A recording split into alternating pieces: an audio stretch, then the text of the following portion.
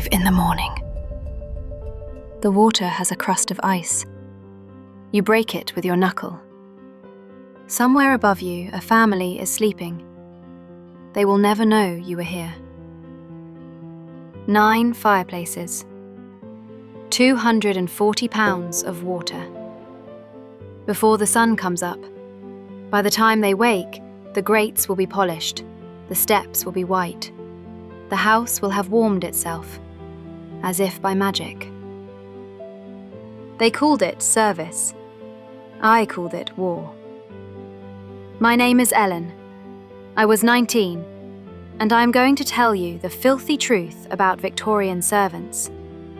A war against grease, against coal dust, against the belief held by every wealthy family in Belgravia that floors cleaned themselves and chamber pots emptied themselves by magic. They never asked how. They just wanted it done before they woke up. I start every day at 5 in the morning. Nobody on earth wants to be awake at 5 in the morning. I start at 5 because the family must never see evidence that a human being keeps their house running. I must be invisible. That is my actual job description. Be invisible. Clean everything, and for heaven's sake, do not let them hear you breathing. The attic where I sleep is not a room. It is a suggestion of a room. A crawl space under the roof of a tall townhouse on Eaton Square, with a ceiling so low I cannot stand up straight near the edges. There is a narrow bed with a straw mattress that smells like every girl who has ever slept on it before me. There is a washstand with a basin of water that is the same temperature as the air, which in January means it has a thin crust of ice on the surface. I break the ice with my knuckle every morning. That little crack is the first sound of my day. I share this attic with 2 other girls. Sarah is the housemaid. She is 23 and has a cough that has lasted since October. Martha is the kitchen maid. She talks in her sleep, mostly about potatoes. I do not judge her for this. When your whole life revolves around preparing food you will never eat, your dreams tend to follow. I pull on my work dress in the dark. It is grey. Everything I own is grey. Grey dress, grey apron, grey cap. I suspect if you cut me open, you would find grey on the inside too. The uniform is not designed to look good. It is designed to not be noticed. Which, when you think about it, is the most honest piece of clothing ever made. Most clothes are trying to say something about the person wearing them. Mine say nothing. That is the point. The stairs down from the attic are narrow and steep, and I have memorized every creak.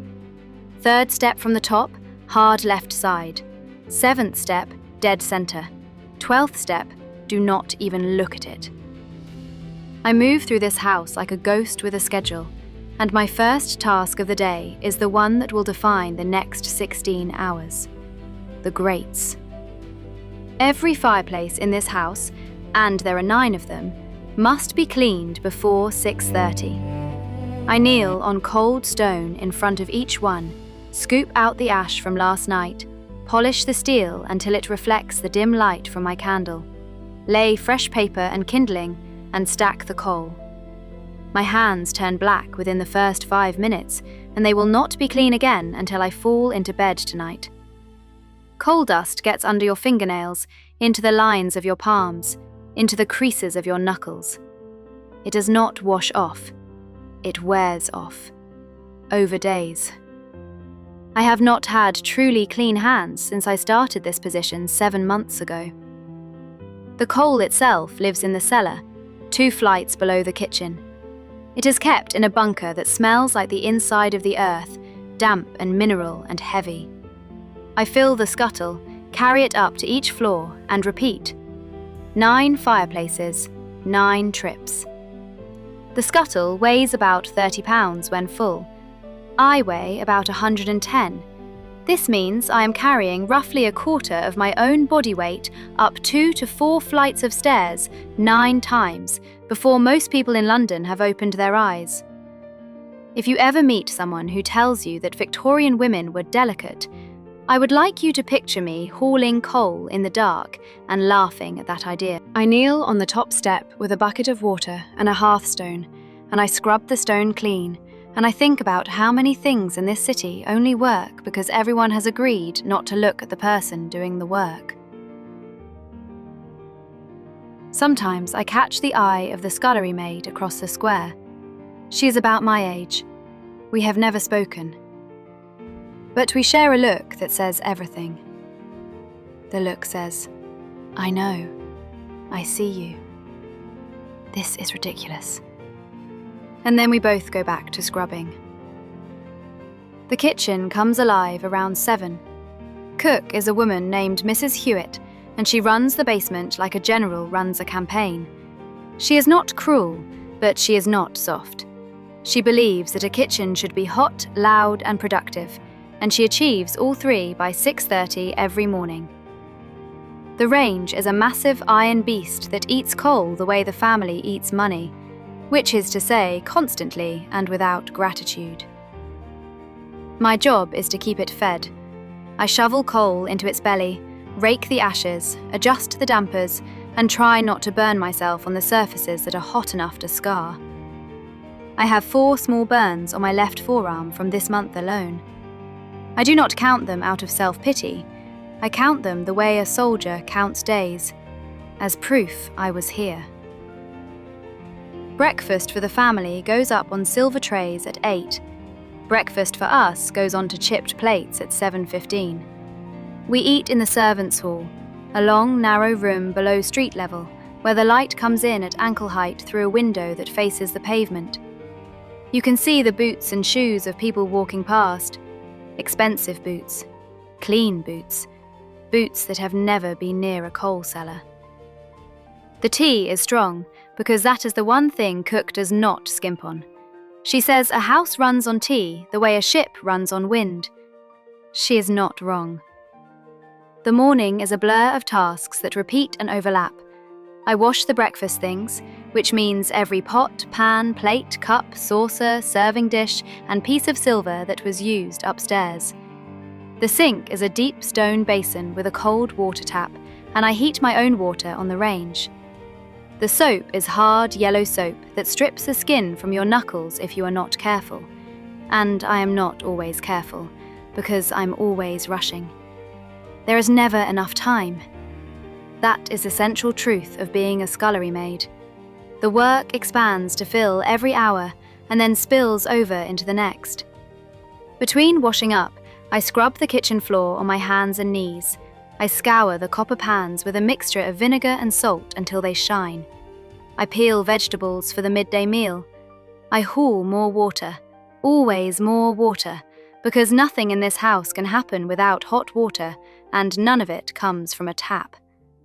Every drop that reaches the upstairs rooms is carried there by hand, in heavy metal cans, up flights of stairs that were not designed for the convenience of the person carrying the load. They were designed for the people who never have to carry anything at all. The afternoon brings the task I dread most: bath time. The family bathes in the afternoon, and this means filling a bathtub with hot water carried in cans from the basement to the second floor. Each can holds about 2 gallons and weighs roughly 16 pounds. A full bath requires about 15 cans. That is 240 pounds of water, moved by hand up 2 flights of stairs, 1 can at a time. My shoulders ache all the time. There is a permanent knot between my shoulder blades that has been there since my 3rd week in this house, and I do not think it will ever leave. It is as much a part of me now as my name. The family does not see this process. They step into a warm bath and sigh and close their eyes and have no idea that a 19-year-old girl has spent the last 40 minutes turning herself into a pack mule so they could have this comfort. That is what this job does to you. It takes the extraordinary and grinds it into routine. The soot. London soot is not like country dirt. Country dirt is honest. It comes from the ground. London soot comes from the sky. It falls constantly, a fine, greasy film that coats every surface, every window, every piece of fabric in the house. It is coal smoke from a million chimneys and factory stacks, and it is the constant enemy of every servant in this city. We are not cleaning a house. We are fighting an atmosphere. Evening means the dinner service. Cook has been working since dawn, and the kitchen smells like roasted meat and caramelized onion. I will not eat any of it. My job is to wash it afterwards. The dinner plates come down greasy and crusted. The saucepans are scorched. I plunge my arms into water so hot it turns my skin pink, and I scrub and I scrub, and I think about nothing, because thinking takes energy I do not have. The worst task comes last. The chamber pots. I will keep this brief because dignity demands it. I collect them. I empty them. I scrub them. I return them. If there is a less glamorous job in all of England, I have not heard of it, and I do not wish to. By 10 o'clock the house is quiet. The fires are banked. The floors are clean, for now. Tomorrow they will be dirty again. But that is tomorrow. Right now, I climb the stairs to the attic, every creak memorized, and I sit on the edge of my narrow bed, and I look at my hands. They are red and rough and cracked across the knuckles. There is coal dust in the lines that will not come out. There is a burn on my left wrist from the range. These hands are not pretty. They will never be mistaken for the hands of a lady. But they are strong. They carried 30 pounds of coal up 4 flights of stairs before the sun rose. They scrubbed 9 grates clean. They hauled 240 pounds of water for a bath they will never sit in. They are the hands that hold this world together, and nobody who lives in the shining rooms above me will ever know it. And here is the thing they never tell you about service. They never tell you about the quiet inside you. The place you go when the work is too much and the hours are too long and your body is telling you to stop. You find a stillness in yourself. A small, tough, stubborn centre that says, I am still here. I am still standing. That is the filthy truth they never taught you in school. The great houses of London did not run on money.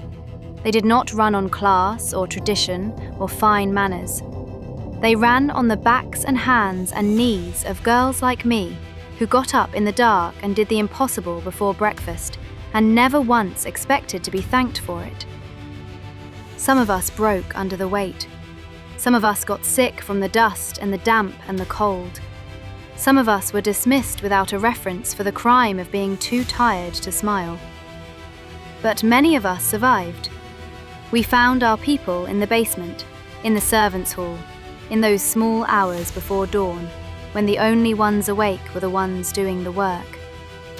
We shared tea and tired jokes, and the kind of friendship that only grows between people who have carried the same weight. That fellowship kept us alive, as surely as the bread and dripping.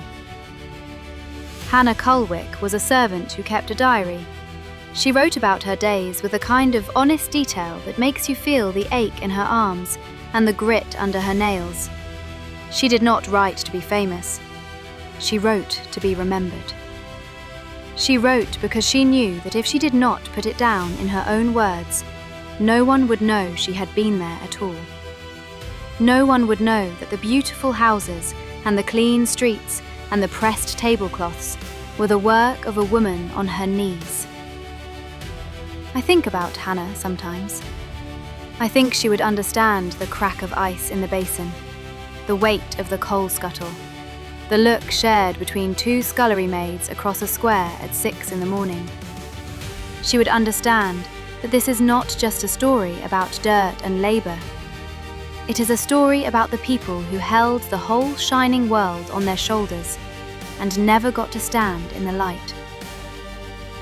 So the next time you see a picture of a grand Victorian house with its white steps and glowing windows, I want you to think about the basement. Think about the girl down there with coal in her hands and a burn on her wrist and a stubborn fire in her chest that no amount of soot could put out. She was there. She was always there. And now you know. If this story stayed with you, subscribe so you do not miss the next one. Every voice that listens keeps these stories alive, and the people who lived them deserve to be heard.